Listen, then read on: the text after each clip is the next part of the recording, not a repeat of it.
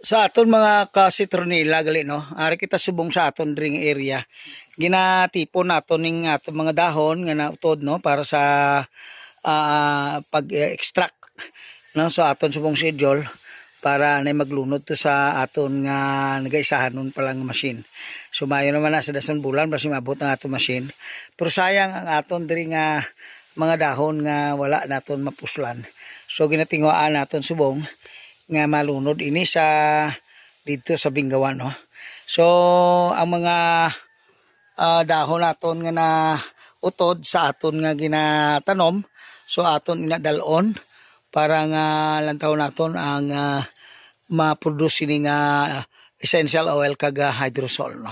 So dito sa Piak makuha makita sa mga 4 to 5 months na nga dahon dira para nga malantaw naton kung diin ang diin ang mas madamo oil niya ang medyo gulang gid man o kung ang bataon no siling siyang mga amigo ko bala ya kung tigulang na gid man do gagamay-gamay na gid man ang oil do paras blas tawo ko no kung ga malam kuno daw nagamala naman ay ambot sa ilada ti ari di subong singan tani kung ano ang magiging resulta sini.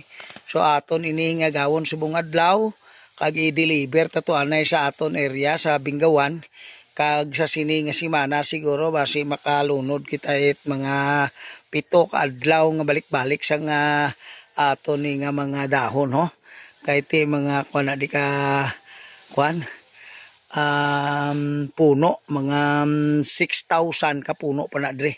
Okay, so ara sila sa gwa no.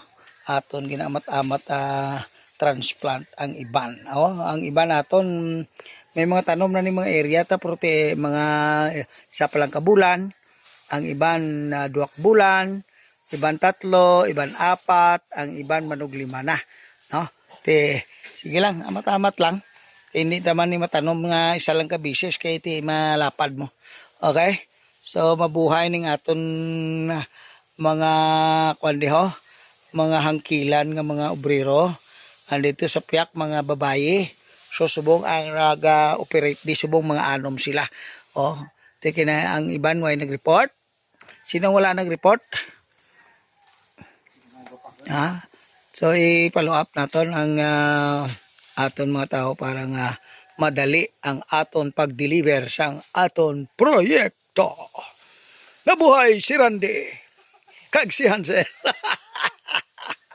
Hala, bira lang. Hanot lang hanot.